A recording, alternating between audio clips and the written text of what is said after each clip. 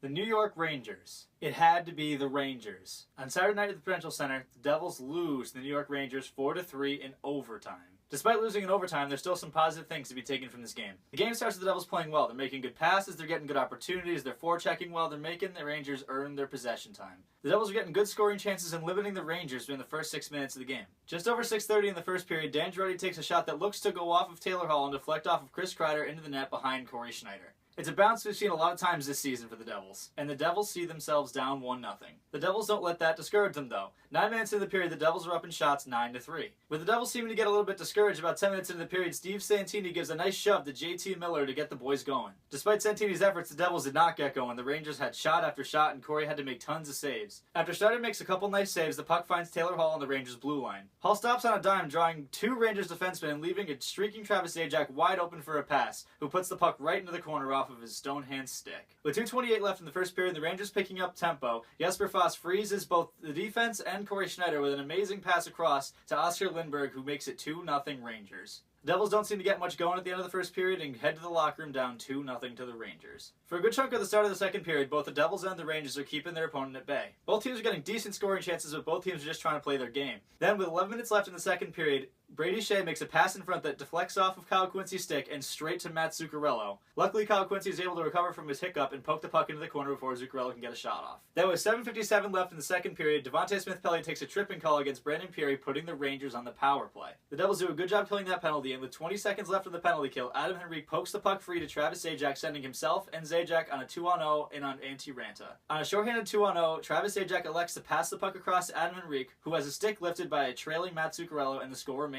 2-0 Rangers. With about 3 minutes left in the second period, Taylor Hall picks up a rebound and carries it in front of Corey Schneider, coughs up the puck, and gives up an amazing opportunity to the Rangers where Corey Schneider has to make a big save. Corey may have bailed out Taylor Hall on that one. With just over 1:30 left in the second period, Adam Henrique seems to carry 2 Rangers defensemen out of the corner and make a pass to the point to John Merrill. John Merrill takes an intentional shot wide that is picked up by P.A. Parenteau and passes in the corner to Beau Bennett. Beau Bennett then throws the puck behind the net to Adam Henrique, who fights his way to the front of the net and scores 5-hole on Antti Raanta, putting the Devils on the board. Adam Henrique used his farm boy strength to outmuscle everybody on the Rangers defense to score that goal. That goal puts the Devils into the second intermission down by just a goal and having some momentum. Just 27 seconds into the third period, Travis Zajac drops a pass to Kyle Palmieri, who takes a few steps in and rips it glove side on Antti Raanta to tie the game 2-2. 40 seconds later, the Devils get an offensive zone face-off when Chris Kreider throws the puck over the glass for a delay of game. Travis Zajac wins the puck back to Andy Green, who takes a shot that's deflected by Kyle Palmieri just onto the crossbar for his second of the night to put the Devils up 3-2. In just 1 minute and 14 seconds, the Devils have gone from down 2-1 to up 3-2. The Devils didn't stop there, though. With just over 12 minutes left in the third period, Joseph Blandisi makes a pass across to Beau Bennett, who rips it on goal, but Antti Raanta is there to make the save.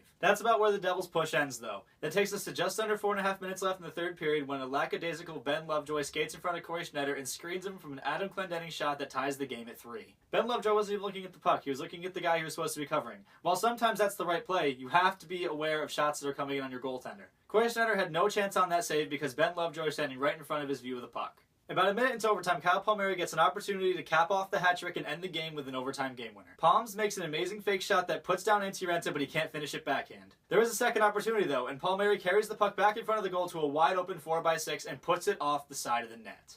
Off of that opportunity, the Rangers make a pass up to the streaking Mika Zibanejad, who scores 5-hole on Corey Schneider, winning the game for the Rangers 4-3 in overtime. First, let's get this out of the way. Should Corey Schneider have made that save 5-hole in overtime? Probably, but you can't expect him to make every save out of 40 shots. 40 shots is too many shots. I've said it before, but I'll say it for the first time on this channel. Corey Schneider is not the problem. There's a lot of negative aspects to be taken from this game. There were a lot of defensive breakdowns. Ben Lovejoy skating in front of Corey Schneider to screen him on the third goal. The giveaway by Taylor Hall in front of the goal. The giveaway by Kyle Quincy in front of the goal. Although neither of those resulted in goals, they easily could have. The Devils were sloppy on defense and couldn't lock it down when they needed to. One thing that has to be known about this game, though, is that the New York Rangers are a strong team this season and you can't contain them all the time.